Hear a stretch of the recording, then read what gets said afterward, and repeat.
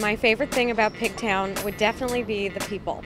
Carroll Park, where I'm standing at right now. The train. We love the train. The nationality mixed together, everybody living together. It's like nowhere else. The people and environment. The buildings. The playground and the skate park for my grandkids. The diversity. There's a lot of money down here.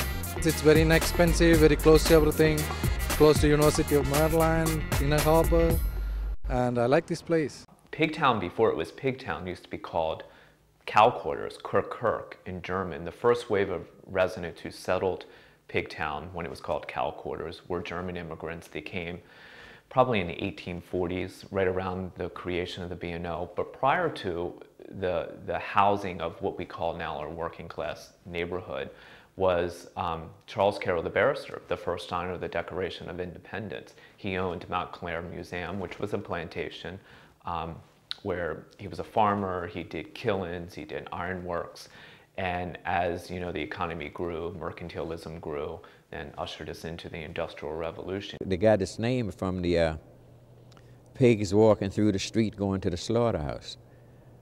When they would get off the cattle call, you know, going to the slaughterhouses. And that's how it actually got its name. Oh, of course. Pigtown is just fabulous with the fact that we have the running of the pigs.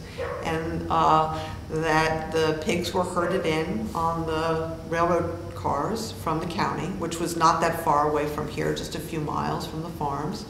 And they were brought in on the railroad cars, and they were let out on our streets, hence the name Pigtown. I think the last time they came through here, I saw them. Now, like I say, I'm only referring to these 7 black blocks. They could have came through another part of Pigtown up on the white side, which I wouldn't know about. But it was around 33 or 34 that the last ones came through Bayard Street. I saw those, and I haven't seen any since. The original boundaries of Pigtown, as it was fully developed, went from Monroe Street to the west, where Montgomery Park is, the old Montgomery Ward's building, now Montgomery Park Business Center, all the way over to the stadiums, which is Green Street and now Russell Street. Those borders were curtailed when the city built Martin Luther King, which was the lesser of the elevated highway that was proposed to connect 95 to I-70 out by Security Boulevard. But Pigtown, to me, is from Cary to Bush and Washington Boulevard to Cleveland. See, that's these 7 blocks. Because this is what we, you know, this is as far as we went. We went across Washington Boulevard to the park, or if you went across Cary Street, up Cary Street, or if you went this way or that way. It sounds strange to hear it now, but the police would tell us, when I mean us, I mean the black kids, get back to Pigtown. So this is what we know as Pigtown. Even though I work with guys from Pigtown, white guys that lived on Cross Street, lived on Austin Street, they lived on Scott Street, that's Pigtown to them. So it depends on who you're talking to, where the borders of Pigtown are. See? There's always been a strong sense of community. That was one of the things that attracted me to this community when my husband and I moved here. It's always been stable in the sense that it had a good working class core. Again, that's changed throughout the years, but that's not atypical for any kind of urban situation.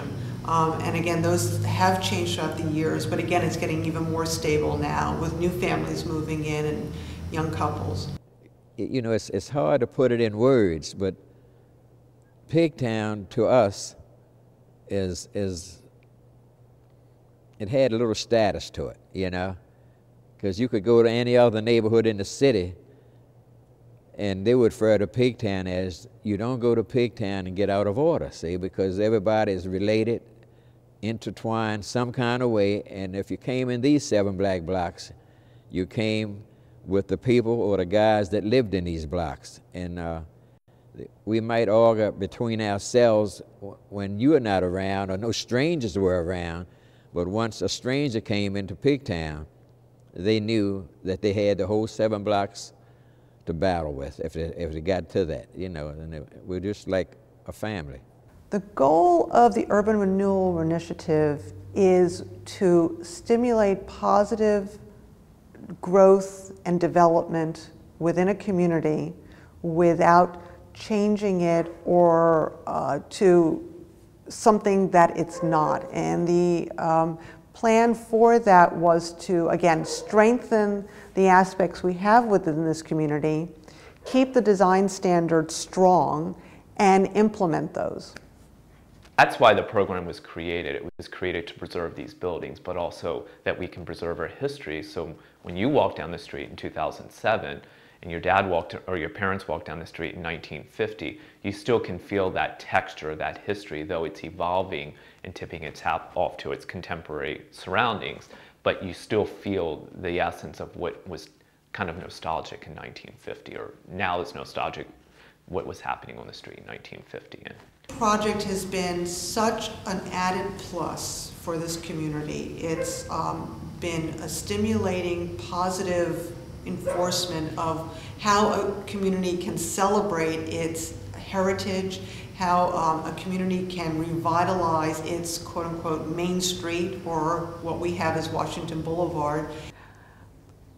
Pigtown is a great little community. I think that it's been given a bad rap for a number of years, that it had some negative connotations, but it's a delightful community that has so many positive cultural aspects to it and characters and diversity that it really shouldn't be overlooked, that all ages should come through here and visit.